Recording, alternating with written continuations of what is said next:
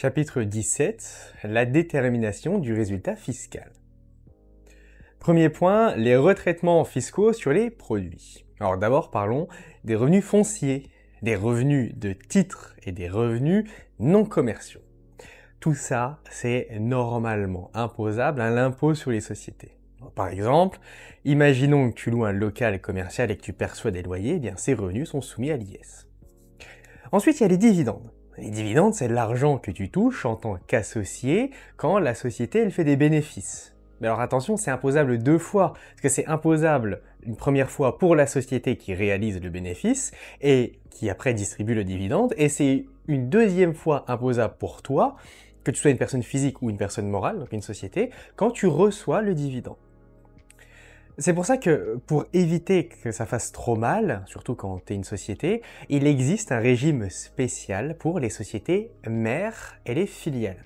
C'est le régime mère-fille. En fait, ce régime mère-fille, il permet une exonération de 95% sur les dividendes perçus par une société mère, sous certaines conditions, notamment la détention de parts d'au moins 5% pendant 2 ans et que les sociétés soient soumises à l'IS. Bon, en fait, on va prendre un exemple simple. On se dit que tu es une société qui possède une filiale.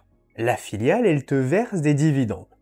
Tu choisis l'option du régime mère-fille. Dans ce cas-là, tu ne seras imposé que sur 5% de ces dividendes, à condition que ces deux sociétés soient soumises à l'IS, que la société mère, elle détienne au moins 5% du capital de la société fille, et que les titres soient détenus, donc par la société mère, que les titres de la fille soient détenus par la société mère pendant au moins 2 ans.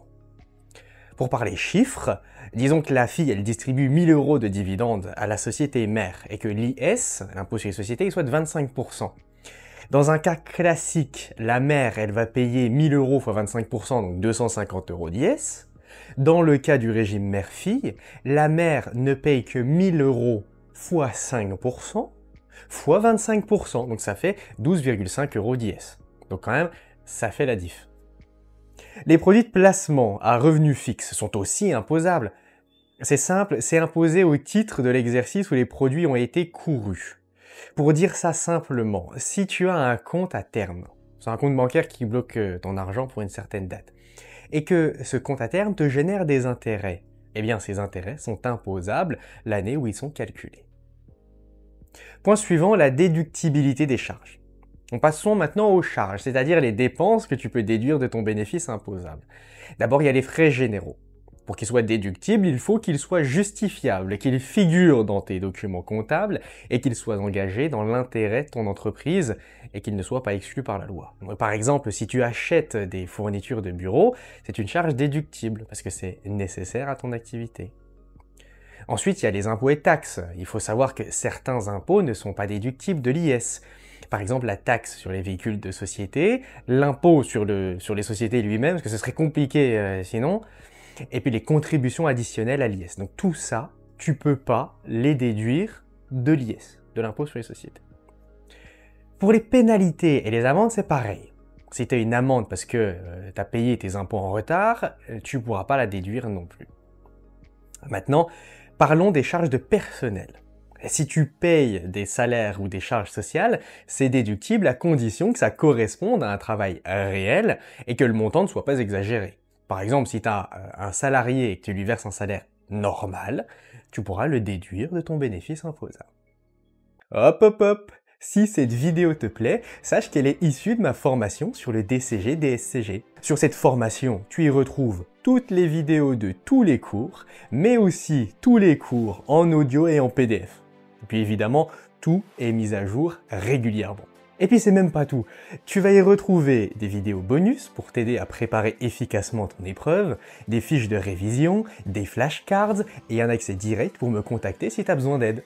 L'aide, ça peut être t'expliquer ou te réexpliquer un point du cours que t'as pas bien compris, aborder avec toi un sujet complémentaire qui n'est pas disponible en vidéo parce que tu veux approfondir un cas particulier par exemple, te guider dans ton planning de révision, ou même analyser avec toi une correction d'exercice que tu n'arrives pas à comprendre. Alors si tu veux profiter de l'intégralité du cours et de tous les avantages qui vont avec, clique sur le premier lien en description et rejoins-moi. Allez, on retourne au cours maintenant. Pour les remboursements de frais professionnels, tu peux aussi les déduire. Ça concerne par exemple les frais de déplacement que tu avances pour un de tes salariés. Il y a 3 types de remboursement. Le remboursement des frais réels, les allocations forfaitaires, ou bien un mélange des deux. Alors dans les 2 premiers cas, c'est totalement déductible, mais si tu combines les deux, c'est déductible seulement pour le dirigeant salarié, pas pour les autres. Ouais, là non plus, on va pas rentrer dans le détail. Alors après, il y a les jetons de présence. C'est ce que tu verses aux administrateurs de ton conseil d'administration pour leur présence. Là aussi, il y a des règles spécifiques pour savoir combien tu peux déduire. Les intérêts de compte courant aussi, c'est ce que la société elle verse à ses associés pour l'argent qu'ils laissent sur le compte courant de la société. Ces intérêts sont déductibles si le capital est entièrement libéré. Aussi, si tu as des charges financières importantes, supérieures à 3 millions d'euros, eh bien tu pourras déduire que 75% de ces charges. Et pour les abandons de créances, alors il y a 2 cas.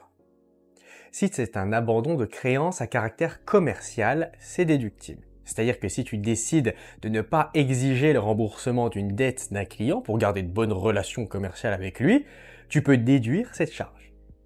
Si c'est un abandon de créances à caractère financier, ça concerne plutôt les groupes d'entreprises, dans ce cas-là, qui du coup n'ont pas de relation commerciale directe. Bon, eh bien dans ce cas, c'est plus compliqué.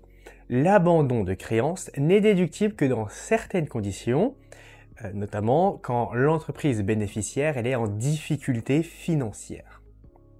Bon, en fait, si tu fais un abandon de créances pour une filiale en difficulté, tu peux déduire cette charge à hauteur de la situation nette négative de la filiale, et le reste n'est pas déductible, sauf si la filiale s'engage à augmenter son capital avant la clôture du 2e exercice qui suit l'abandon, pour un montant au moins équivalent à la partie non déductible et au profit de la société qui fait l'abandon. On va se faire un exemple, ça va être bien plus simple. Tu as une société mère et une société fille. La fille, elle doit 700 € à la mère. La fille, elle a un déficit de 500 €. La mère va abandonner sa créance de 700 € que lui doit la fille. Donc, le résultat de la fille, il va gagner 700 €. C'est les 700 € d'argent que la fille, elle ne devra pas rembourser. Du coup, c'est comme si elle avait gagné de l'argent, quelque part. Ce qui fait que maintenant, la fille, elle a un bénéfice de 200 €. Eh bien, fiscalement, tu as 500 € de déductible pour la fille, donc la fille ne paye pas d'impôt dessus, mais elle va payer de l'impôt sur les 200 € restants. Sauf si elle augmente son capital de 200 € dans les 2 ans et que cette augmentation de capital, il va revenir à la mère.